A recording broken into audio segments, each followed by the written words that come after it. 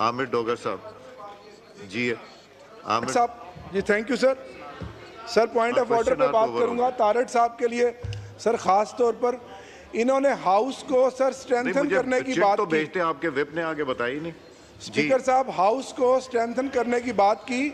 आज business advisory में भी हमने बताया कि हमने ऑलमोस्ट अपना काम स्टैंडिंग कमेटीज़ का डन कर लिया है। 16 कमेटियों की फॉर्मेशन बनाकर आपको दे दी है।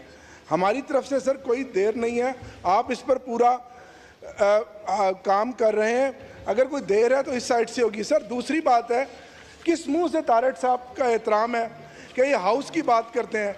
सर अभी पिछले दिनों 2 ऑर्डिनेंस आए सर, एक नैब का ऑर्डिनेंस आया और दूसरा सर इलेक्टोरल रिफॉर्म्स पर ऑर्डिनेंस आया। सर नैब पे वो जो रिमांड है 40 दिन से बढ़ाकर दोबारा 14 दिन से बढ़ाकर 40 दिन कर दिया।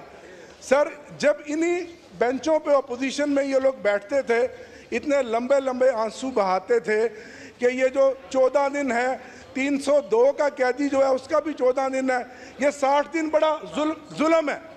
तो सर अब ये मुझे बताएं, 2023 अप्रैल में 1 साल पहले ये सर नैब ऑर्डिनेंस में तरमीम करवाई है इन्होंने और नैब में। तो सर 1 साल के बाद कौन सी क़यामत या इमरजेंसी आ गई है कि उस 14 दिन को फिर 40 दिन के लिए कर दिया? क्या है वो? है कैदी नंबर 804 का डर और खौफ। वो इमरान खान को बहादुरों की तरह जेल में बैठा हुआ है। और सर ये जितने मर्जी झूठे मुकदमात बना दें, तोशा खाना के और मुकदमात बना दें, कादर यूनिवर्सिटी का बना दें, सर वो बहादुरों की तरह जेल काट रहा है। जो साइफर केस का हाल हुआ है वो इन झूठे और बेबुनियाद केसों का होगा। सर अब मुझे बताएं कि लॉ मिनिस्टर साहब क्या उस 14 दिन के रिमांड को डिफेंड करेंगे या 40 दिन के रिमांड को डिफेंड करेंगे? यही लॉ मिनिस्टर थे उस वक्त सर। सर दूसरा ऑर्डिनेंस है सर, वो है इलेक्टोरल रिफॉर्म का। जनाब स्पीकर, 2013 की असम्बली में मैं था, मैं आपको क्रेडिट देता हूँ। आपने बड़ी सिंसियर एफर्ट से एक parliamentary committee for electoral reforms बनवाई। सर इसहाक डार साहब उसके चेयरमैन थे। इस हाउस में सर मेंबर बैठे हैं, खालिद मकबूल सिद्दीकी साहब मेंबर थे, फारूक स्टार साहब मेंबर थे, इजाजुल हक अपनी जमात की तरफ से थे सर, ये मेंबर थे। सर हमारी तरफ से आरिफ अलवी साहब, शफकत महमूद साहब मेंबर थे। सर 3 दर्जन से ज़्यादा कमेटी की मीटिंग्स हुई और सर उसमें यह तय हुआ कि जो इलेक्शन ट्रिब्यूनल्स बनेंगे उसमें रिटायर्ड जजों को नहीं डाला जाएगा। सर नाचीज़ ने भी वो कमेटी की मीटिंग अटेंड की।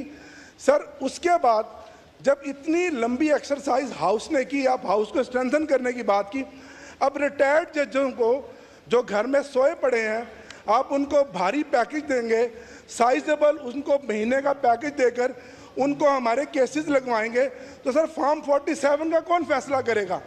सर 120 दिन में तो रिटायर्ड जज ने फैसला नहीं करना, वो 5 साल तक लटकाएगा क्योंकि उसकी तो नौकरी का मसला है, उसने तो फैसला नहीं करना। तो सर हम जब ऑर्डिनेंस देते थे कहते थे जी आपने तो ऑर्डिनेंस फैक्ट्री बना दिया है। सर अभी तो हाउस चल रहा था, तो क्या ज़रूरत और क्या जल्दी है? तो सर तय हुआ कि ये नहीं चाहते, ये बैसाखियों वाली जो हुकूमत है जो फॉर्म 47 पे है कि हमारे ट्रिब्यूनल्स में जजेस फैसला करें। सर इससे बड़ी कोई धांधली होगी? जवाब दें लॉ मिनिस्टर। इजाज साहब आप इस पर बात करना चाहेंगे? 1 मिनट इनका ले लें फिर ये करते हैं।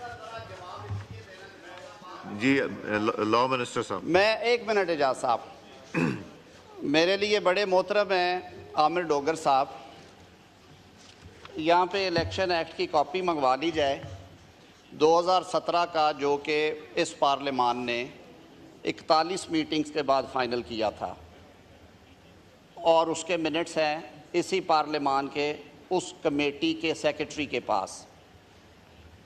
मैं फ्लोर ऑफ हाउस के ऊपर ये बात कर रहा हूँ कि 2017 के इलेक्शन एक्ट जिस पे तमाम सियासी जमातें जिनकी 1 सीट थी उनके अरकान का भी दस्तखत हैं, सेनेट के लोग भी थे, ये बात मैं फ्लोर ऑफ द हाउस पे कह रहा हूँ। उसमें अगर एक कॉमा फुल स्टॉप का फ़र्क हो मैं ज़िम्मेदार हूँ, उसको बहाल किया गया है।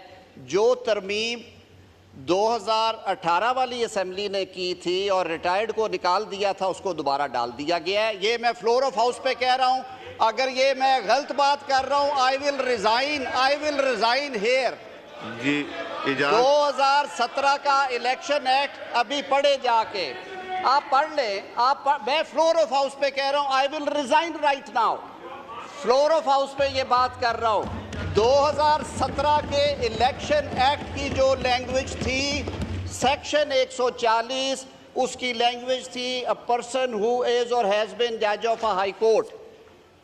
ये लैंग्वेज गौर साहब इसको अभी कंट्राडिक्ट कर दे 2017 के ओरिजिनल एक्ट को, I will be out of things. ये ना किया करे बात। ये बाद में तरमीम आई थी 2018 की असेंबली ने ये तरमीम की, कुछ और तरमीम आई, उन्होंने रिटायर्ड का लफ्ज़ निकाल दिया। स्कीम ऑफ थिंग्स में ये है कि इलेक्शन पिटीशन डिसाइड होनी है 6 माह में।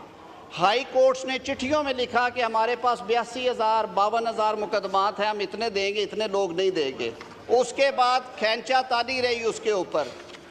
इदारों के हवाले से कॉन्स्टिट्यूशनल बॉडीज़ हैं, हम सारी सब इदारों की इज़्ज़त करते हैं। वो अदलिया है, वो इलेक्शन कमीशन है, वो पार्लियामान है, सब ने अपनी हदूद में रह के काम करना है।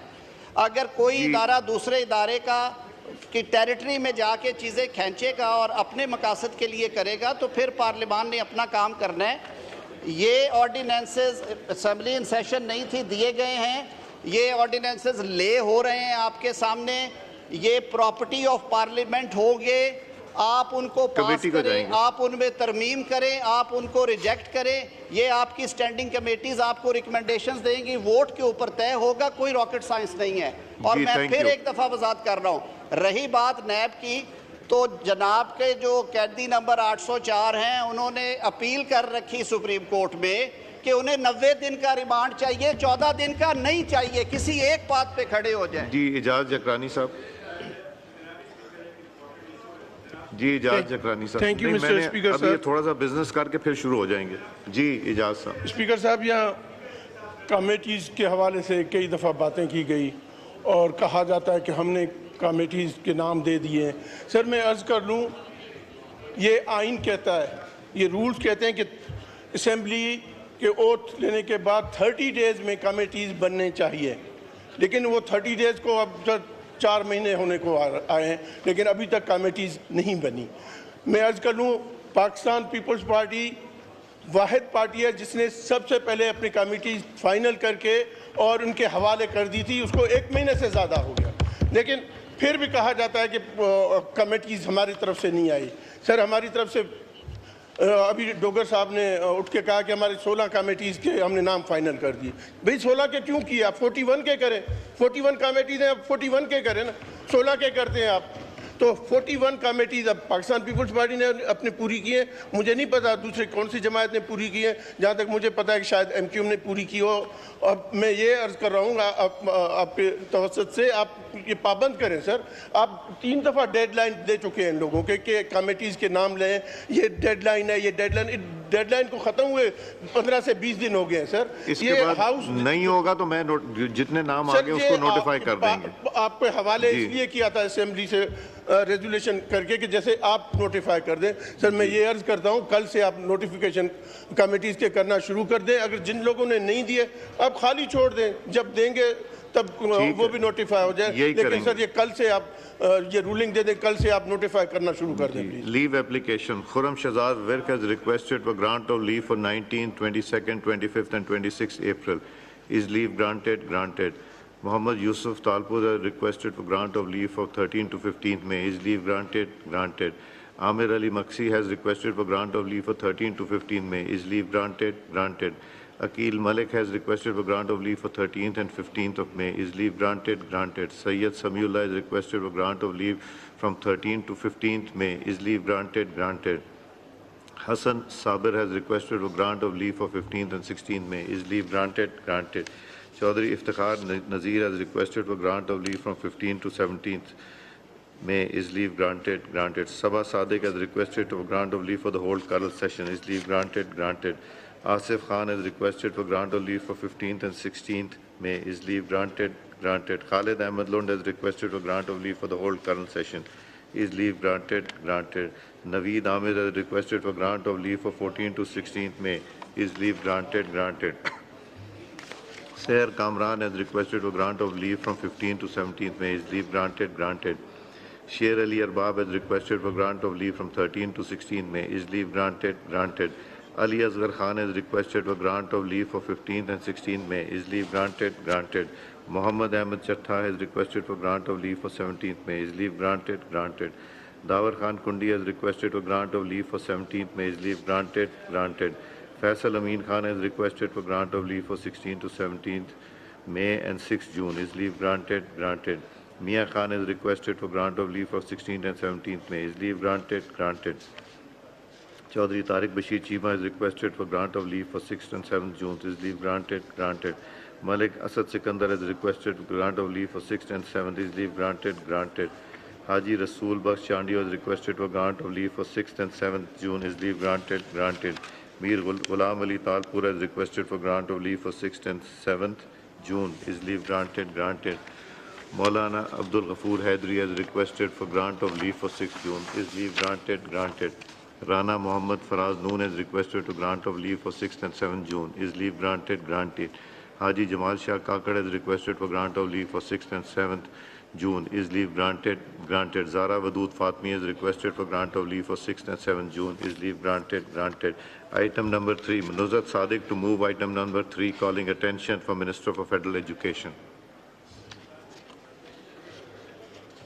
जी शुक्रिया जनाब speaker I would like to invite attention of the Minister for Federal Education and Professional Training to a matter of urgent public importance regarding inadequate facilities in schools of Federal Directorate of Education Islamabad, shortage of teachers and growing number of out-of-school children causing grave concern amongst the public.